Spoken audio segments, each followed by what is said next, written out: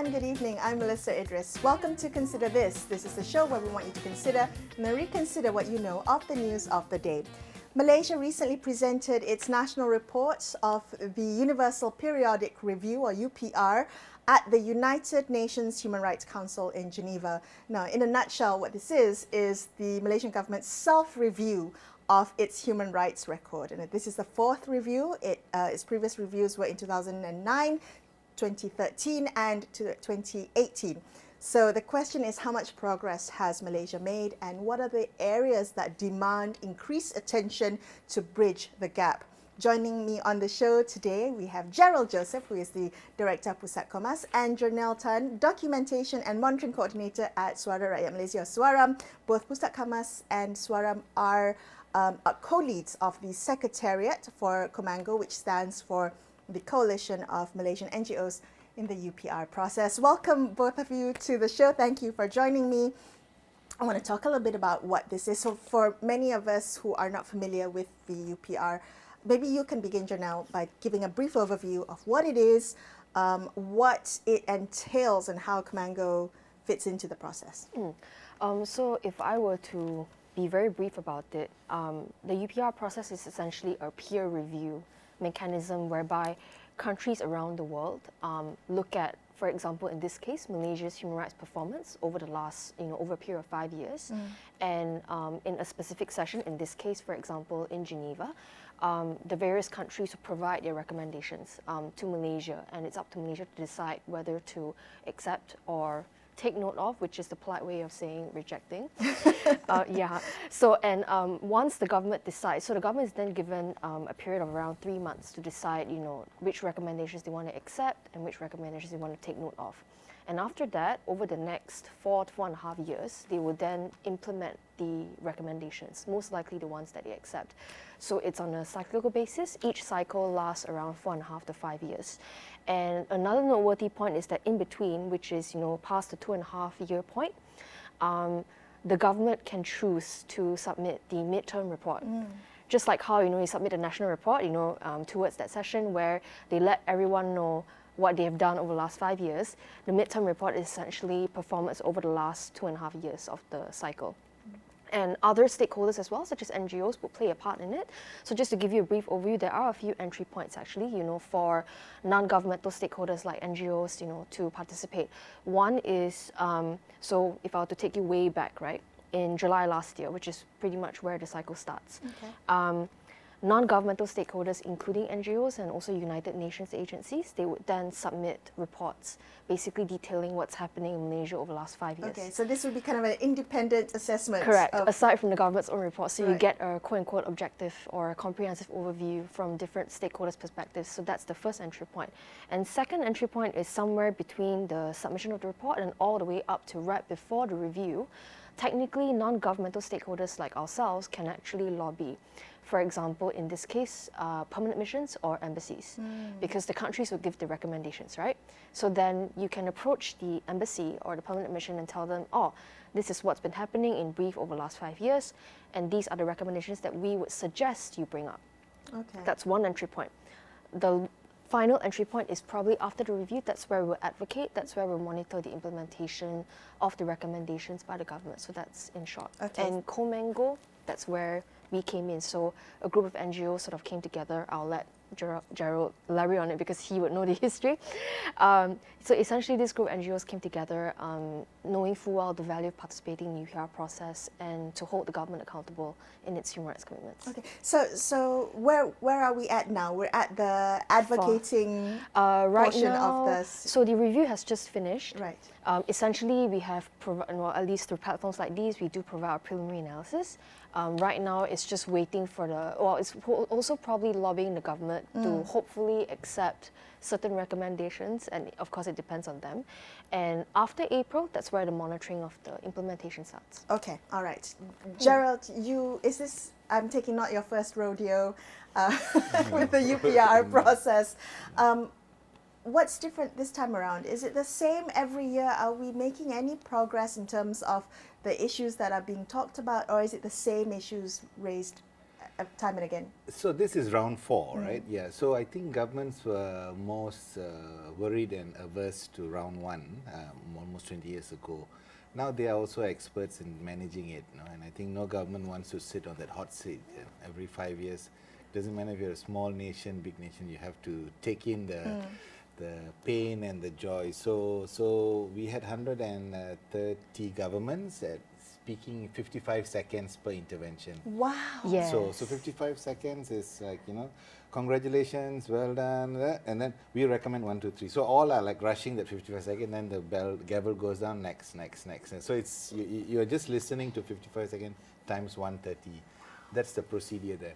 But what's different in this UPR is this is on the heels of the last 5 years of us having 4 governments, if my calculation is correct. It's correct.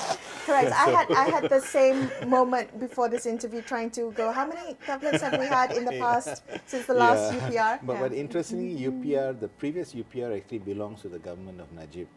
That was although it was submitted in 2018, it was actually the government of the last 5 years. Although it was under PH's time. But what is important is that first, the change of conduct of government in dealing with stakeholders. That for me is a plus point for Wisma Putra, for this government. They've engaged the Malaysian Bar, civil society. Comango used to be derided. There was one circular by, I think, 15 years ago by the KSN saying don't engage with Comango because they are not registered and all that drama. But we have come a long way. They engage, not only engage, even mentioned Comango on the floor. Datuk Bala mentioned us on the floors in UN, which I think is a great way. He mentioned us, Maksa, which means they are totally comfortable with engaging. Every 6 months, there is a evaluatory monitoring mechanism that the government has instituted since the last. This is very progressive. Every 6 months they check, hey, how are you doing? And they're not checking us. We are observing them checking among agencies, and we are in the room with them. So I think it's a shift of how they view getting on with the project. But then the challenge is we are hearing other governments are getting also more updated on the crises in Malaysia. And this is what I think was coming out, We hear much more calls like we recommend a legal framework for refugee management. We recommend refugee community. We recommend the Rohingya. So the word refugee was repeated many, many times. So if you're in the hall, which I was in the hall last week, You were present at the I was present. So process. we were sitting and we could hear some words were repeated. Early child marriage, FGM, refugee, treaty ratification, some were specific. So that's how you get a feel like people know, So, and of course, the Malaysian government also heard that. Thank all this recommendation. I think what Jernell was saying that, I think probably now Datuk Bala is in delegations, probably flying back after yesterday. This is Foreign Ministry's Foreign Datuk Ministry Bala, Deputy Sec Gen, Jernell who is leading the delegation. Our task is now to convince the Malaysian government to have less of the, what she said, the reject list, But also the yes list is, the question is, the yes list, is it a commitment and a conviction that we are going to find some solutions in the next 5 years? This is the Madani government. This is Anwar Ibrahim's government, Are they going to use the same reasoning why we cannot move forward? And we got a hint of it when Datuk Bala, in his closing statement at the adoptions session in the UN, it's a formal process. He thanked everybody, and he also appealed again that refugee problem is a big problem and we need the help. And the help is in the form of governments opening up more slots for resettlement, which is not a bad call. But in the scheme of things in the world, we have about 25 million refugees annually.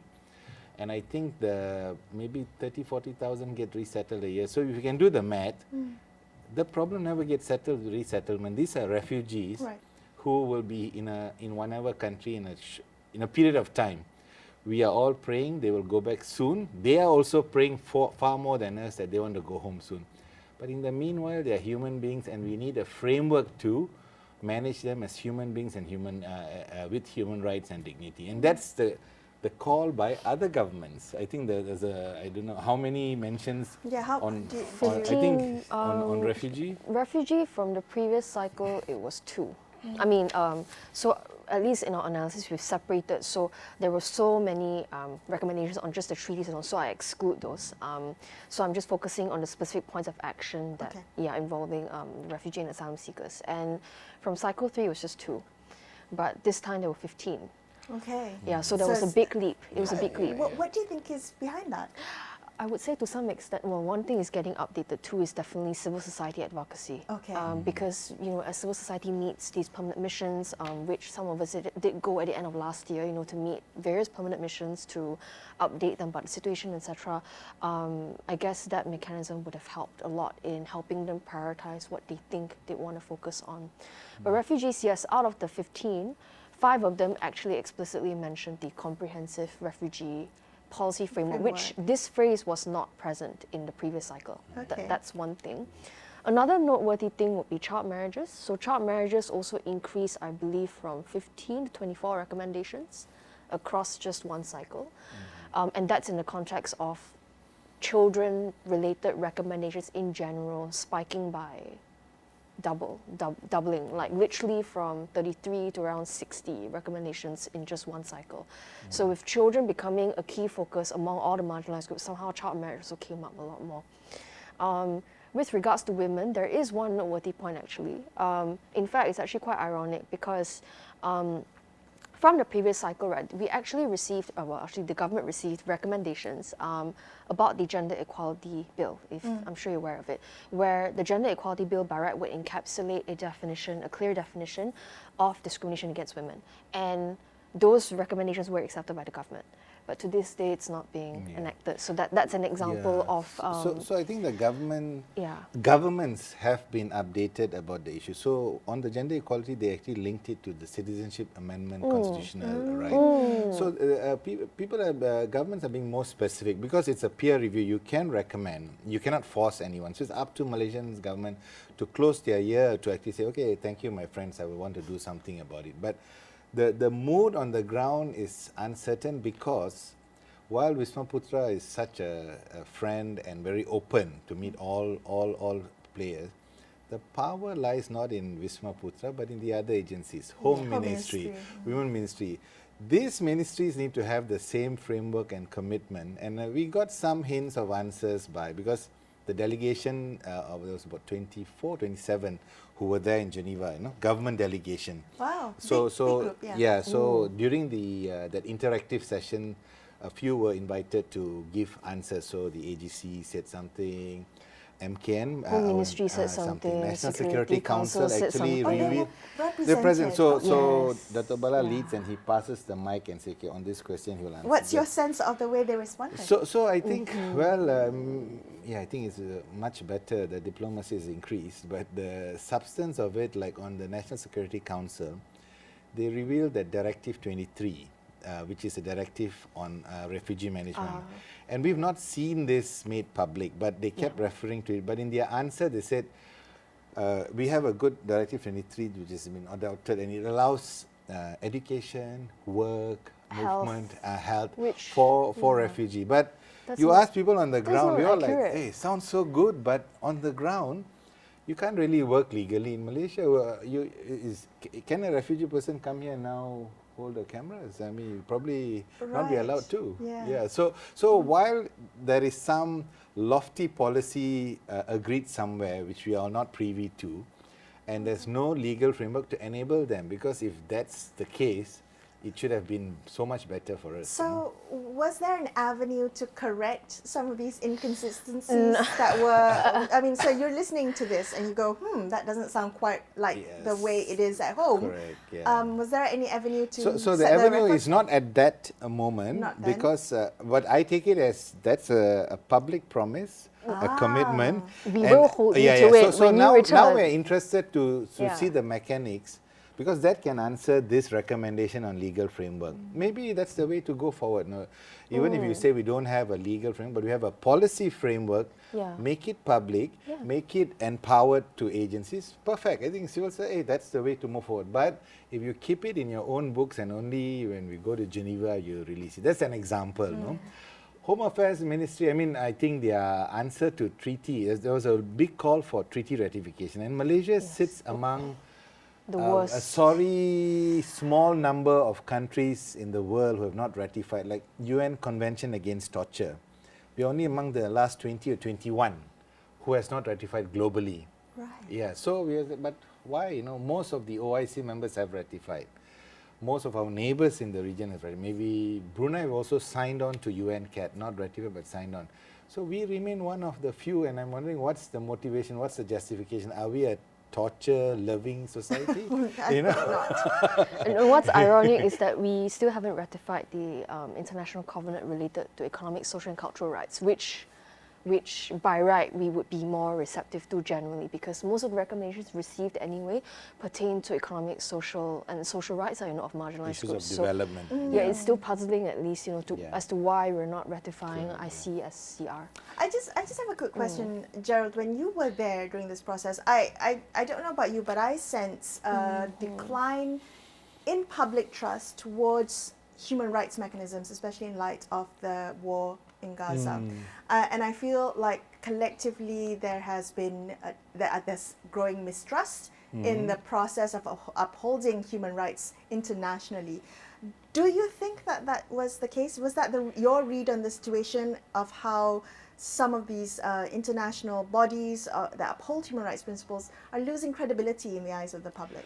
I think that has been a journey downwards for a long time. Because of the power play, because of the blocs. So when there's a serious crisis like Palestine, Ukraine, you want to go there to tell them, hey, stop it, but you just can't go because Security Councils blocks it. But I think the Secretary General of the UN is reiterating it and trying to address it, and I think they have, this year is a big summit called the Future Summit of the UN. I think these questions are trying to be reordered, or at least hope to be reordered.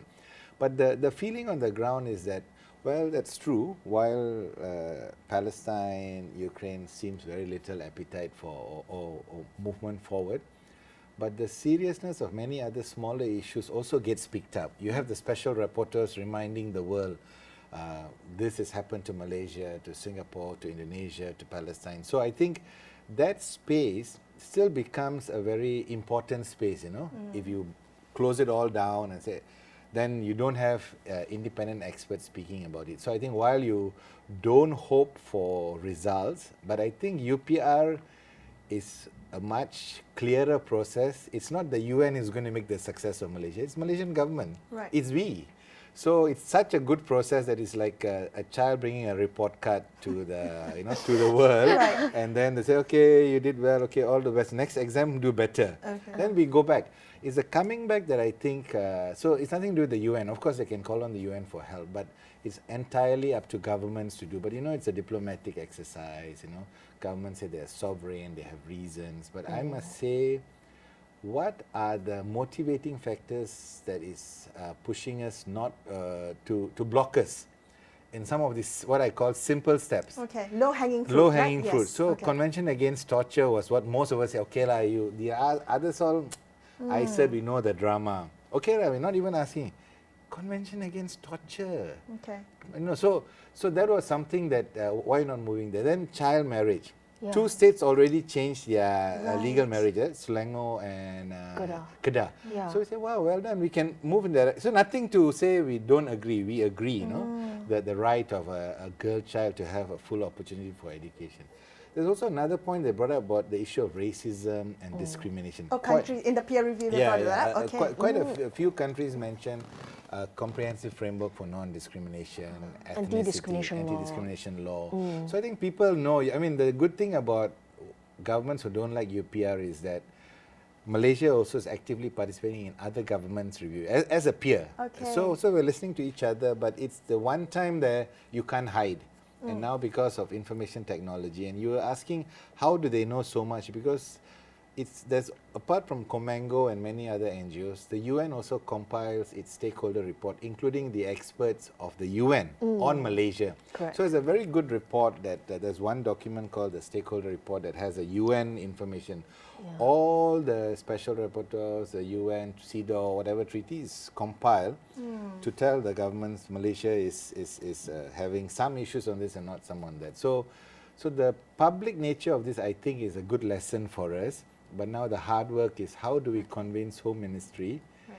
I mean, we can move forward differently. So the lesson is that you have to be brutally honest in your self-review going forward, because there's really no hiding To a great extent. To a great extent. So talk to me about the timeline, Jernell. I mean, now that we have the recommendations, it's whether or not we can successfully encourage the government to adopt it. How do we move forward? What is the timeline in terms of advocacy, and how do we engage the public so the public can also be involved and care about this? For me, at least right now, because I guess a key stakeholder for now, one is definitely members of the media, where they can amplify coverage of the universal periodic review process. Because let's make UPR a household term. I mean, not necessarily the process in that sense, but at least the issues behind the recommendations. Sure. Because, for example, there would be issues that are relatable, to different groups of people, depending on what they care about.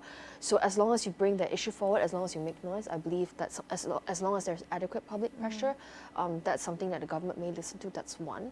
Two, definitely would be members of parliament. MPs in general, it's important that they would be aware of this process, especially since the Malaysian government is very much invested in avidly participating and also consulting various stakeholders, and also given the increased role, by, for example, parliamentary special select committees, right? You know how there's one specifically in human rights, election and institutional reform, possibly incorporating or integrating UPR recommendations into their work, and try bringing it out in Parliament and getting government to reply, etc. I think the government is going to continue that every 6-month monitoring report. Okay. Yes. So that will happen after the adoption, I think, in May or June session. So we have 3 or 4 months to convince the government, not just say yes, but also implement how to do it in the next 4 or 5 years. I'm also saying we need to find opportunities where we can push a bit more. And the government announced at its closing last week for the UPR that the High Commissioner for Human Rights is visiting Malaysia in somewhere in June, middle of the year. So for me, that's a great opportunity, and it was publicly announced there in Geneva. So I thought, wow, great, no? This is only the second time. The last time when I was in Suakam, we met her and we managed to, she was here, and it was a good dialogue. So we could use that opportunity to ask the government, what's the needle on, treaty, let's be honest, if you don't want to touch this, what about UN CAT, enforced disappearance, if you say economic, social, cultural rights, we think a country as developed as this and focus so much on poverty, fighting poverty, we should be ready for it, no? Why fear such a treaty? Has there been other maybe examples previously where this type of lobbying, this type of holding the government to account during the UPR process, previous cycles, has worked? Do you remember of any instances where there have been successes, positive outcomes for holding the government to account? So I think one is because of the change of government, right? Now, a change of 4 governments, but let's take the first of the 4. It sort of cracked the pace or the interest of some sort of change. So that enabled a lot more movement. And then now we have on paper the list of promises. Before was the reform IRC, now it's Madani or unity government. So there's always a list of promises, and this actually intersects with this, As sensitive as topics may be, we can't hide. Even the LGBTIQ issue was mentioned so many times. 16 actually. Yeah, so they're not 16, more than refugees. Yeah. Slightly more. Slightly more, slightly because people know the treatment and it gets carried by media. So, and people are not saying you have to do absolutely too much extra. Just say respect, recognize, allow them to be. That's the framework for human rights and dignity. So this new framework after last UPR, this UPR, it was in interim, the 4 governments and possibilities of change, because the government in its opening speech gave a list of reforms, and that was quite a good moment to hear Malaysia able to say death penalty moratorium, suicide, decriminalizing. Sexual Offences Against Children Act, evidence. Anti-stalking law. Yes, that was mentioned. Anti-Sexual Harassment Act mentioned a couple of times. So I think the government should, and we are happy that we should be having more of these announcements, Okay. Why shy away from announcements? Right. So on that, then maybe in the June when the High Commissioner come, we can ask government to be ready to prepare, make some more announcement in light of the UPR. Well, with your help, hopefully we can keep the government on track for its next cycle of review. Thank you both for being on the show and sharing your experiences and the hard work with in the UPR process. Thank you. Thank you. That's all we have for you on this episode of Consider This. I'm Melisa Idris, signing off for the evening. Thank you so much for watching, and good night.